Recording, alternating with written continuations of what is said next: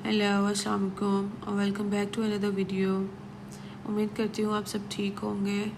अच्छा, पिछले कुछ दिनों मुझे काफ़ी सारे क्वेश्चंस का सामना रहा है कि हमारी डाटा फ्लो रिपोर्ट जो है वो नेगेटिव क्यों आ रही है, और दूसरा ये कि मोमेरिस प्लस पे जब हम रजिस्ट्रेशन के लिए अप्लाई करते हैं तो वो बाद में हमारी एप्लीकेशन रिजेक्ट क्यों हो जाती है।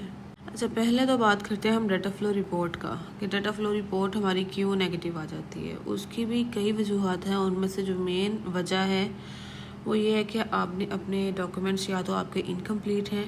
फॉर एग्ज़ाम्पल, हमें डाटा फ़्लो के लिए अपनी MBBS की डिग्री रिक्वायर्ड होती है, उसके साथ साथ हमें अपना हाउस जॉब सर्टिफिकेट और जो हमारा होम कंट्री लाइसेंस है उसकी ज़रूरत होती है। तो मे बी आपने ये पूरे के पूरे डॉक्यूमेंट्स अपलोड नहीं किए, एक तो ये वजह हो सकती है, और दूसरी इसकी बड़ी वजह ये हो सकती है कि जो आपके डॉक्यूमेंट्स हैं वो क्लियरली स्कैन्ड नहीं है। ठीक है, क्योंकि हमने एक सिस्टम में भेजने होते हैं और वो आपके डॉक्यूमेंट्स को तभी रीड कर पाएगा, डिटेक्ट कर पाएगा जब आपने क्लियरली स्कैन्ड कॉपीज़ अपलोड की होंगी। ठीक है, एक तो ये बड़ी वजह है, और दूसरा इसके नेक्स्ट ये आ जाता है कि आपकी जो रजिस्ट्रेशन है वो उसकी एप्लीकेशन क्यों रिजेक्ट हो रही है। उसमें भी सबसे पहले तो ये है कि एक तो आपका डाटा फ्लो में कोई मसला आ गया है, उस वजह से भी आपकी डाटा फ्लो रिपोर्ट ख़राब हुई है, तो वो भी एक बड़ा मसला बन सकता है आपकी जो रजिस्ट्रेशन की रिजेक्शन में। ठीक है, और दूसरा ये, जैसा कि मैंने अपनी पिछली वीडियोस में आपको बार बार ये चीज़ बताई है कि आपके डॉक्यूमेंट्स क्लियर होने चाहिए, सही से स्कैन होने चाहिए, और ये कि आपके जो पासपोर्ट पे और जो आपका नेशनल ID कार्ड है उस पे और आपके जितने भी एजुकेशनल डॉक्यूमेंट्स हैं उन पे आपका नाम सेम होना चाहिए। आपका सरनेम, आपका फ़र्स्ट नेम, सब कुछ बिल्कुल सेम होना चाहिए, क्योंकि अगर आपके नेम में कोई डिस्क्रिपेंसी आती है तो वो obviously will lead to rejection of your application. So you have to make sure कि आपका नाम बिल्कुल सेम होना चाहिए सारे डॉक्यूमेंट्स पे। नेक्स्ट एक रीज़न ये भी है कि आपका जो होम कंट्री लाइसेंस है, जो होम कंट्री रजिस्ट्रेशन है फॉर प्रैक्टिस, वो एक्सपायर्ड है। मैंने अपनी पिछली वीडियो में ये क्लियरली बताया था कि एटलीस्ट आपका 5 to 6 मंथ्स की वैलिडिटी होनी चाहिए at the time of application, क्योंकि एप्लीकेशन प्रोसेस में भी थोड़ा टाइम लगता है, तो इतनी वैलिडिटी आपकी लाजमी होनी चाहिए, otherwise your application will lead to rejection. और नेक्स्ट जो बड़ी एक मिस्टेक करते हैं वो ये है कि आपने गलत जो है ना प्रोफेशनल क्लासिफिकेशन में एप्लीकेशन अपनी फॉरवर्ड कर दी है। मतलब आपने कैटेगरी जो थी वो गलत सेलेक्ट कर ली, अपने क्वालिफ़िकेशन के अकॉर्डिंग सेलेक्ट नहीं की। फॉर एग्ज़ाम्पल, अगर आप नर्सिंग है तो आपने डॉक्टर की कैटेगरी में अपने आप को कैटेगराइज करवा लिया है, या आप GP हैं तो आपने एज अ स्पेशलिस्ट या एज अ कार्डियोलॉजिस्ट अपनी जो एप्लीकेशन है वो फॉरवर्ड कर दी है, तो इस वजह से भी आपकी एप्लीकेशन रिजेक्ट हो जाती है। और नेक्स्ट जो एक लोग गलती करते हैं वो है कि अपना जो post house job experience certificate है उसमें वो चीज़ें हाईलाइट नहीं करते, वो कीवर्ड्स नहीं ऐड करते जो कि हमें किंगडम ऑफ सऊदी अरेबिया में जॉब के लिए रिक्वायर्ड होते हैं। यहाँ पे मैं अपना एक फॉर्मेट भी आपके लिए लगा रही हूँ, इससे आपको थोड़ी हेल्प हो जाएगी कि आपने अपना सर्टिफिकेट किस तरीके से बनवाना है।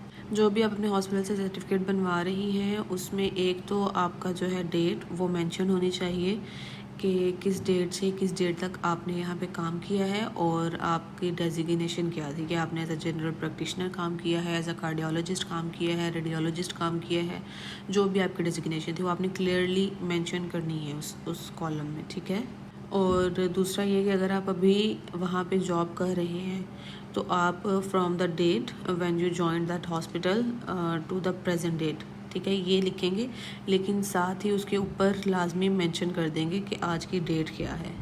नेक्स्ट, आपकी जॉब रिस्पॉन्सिबिलिटीज़ क्लियरली हाईलाइटेड होनी चाहिए कि आपने इमरजेंसी में काम किया है, ICU में, CCU में, गायनी ऑप्स में, न्यूरो में, ऑर्थो में, यूरोलॉजी में, जिस डिपार्टमेंट में भी आपने काम किया है वो आपने क्लियर और हाईलाइटेड मेंशन करनी है।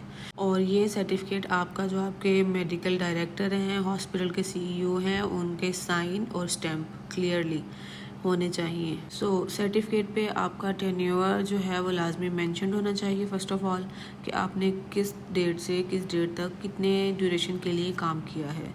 और नेक्स्ट आपकी डेजिग्नेशन क्लियरली मेंशन होनी चाहिए। And the third point is कि आपने किस डिपार्टमेंट में काम किया है, आपकी मेन रिस्पॉन्सिबिलिटीज़ क्या थी, वो आपने हाईलाइटेड वे में मेंशन कर देनी है, ठीक है। और फोर्थ मैंने आपको कहा था कि आपके हॉस्पिटल के CEO या MD की साइन और स्टैम्प होनी चाहिए इस पे तो मैंने due to some privacy concerns ये चीज़ें अपनी जो हैं वो कर दी हैं हाइड, तो आपने ये लाजमी करवानी है। So the take home messages के आपने एक तो अपने डॉक्यूमेंट्स पूरे रखने हैं, दूसरा उनकी क्लियर्ड और स्कैन कॉपीज़ आपने अपलोड करनी है, तीसरा अपने सर्टिफिकेट को आपने इस तरीके से बताना है, इसी फॉर्मेट से बनाना है जिस तरीके से मैंने आपको गाइड किया है। फोर्थ ये कि आपने अपनी जो भी कैटेगरी है आपने क्लियरली और करेक्टली वो करनी है सिलेक्ट। एंड फिफ्थ के आपने जो भी अपने डॉक्यूमेंट्स हैं उस पर नेम मेक श्योर करना है कि सेम हो, आपके आइडेंटिफिकेशन डॉक्यूमेंट्स पे भी और आपके जो हैं प्रोफेशनल या एजुकेशनल डॉक्यूमेंट्स उन पे भी। So this is all for today. Next अगर आपके कोई क्वेश्चंस हो, कोई क्वेरीज हो, तो you guys can ask me in comment box और in my Instagram. I will try my best to respond to all of you guys. If you find my video helpful, kindly like, subscribe and share my channel. मिलते हैं next video में, तब तक के लिए अल्लाह हाफिज़।